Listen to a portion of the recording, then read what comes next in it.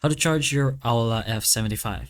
So it's pretty simple in general. If you go ahead and take a look at your Aula F75 keyboard, then if you look into the top section, you should be able to see something like this. You have the USB, you have the toggles, and then the Type C slot. You have a different view over here, but in general, if you go ahead and plug in Type C wire into this port over here, so anything that is like this, it's basically just going ahead to charge, and you should be able to see an indicator light if it's charging as well.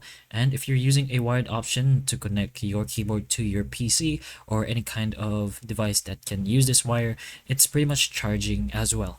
But if you want to, you can also go ahead and charge it using an outlet. So you put this wire here on the outlet and then the Type C plug into the Type C port over here of your keyboard. But as long as it has power of your wire and it's plugged in to your keyboard, it should technically be charging as well. There should be a provided wire as well. You can take a look at that for some reason. And if you want more information, you should be given a manual as well about how this Type C port or how the charging works for your Aula F75 keyboard. But that is technically how you charge your keyboard. So hopefully the information of this video can help you, and if it can, please like and subscribe for more videos like this, and that's all.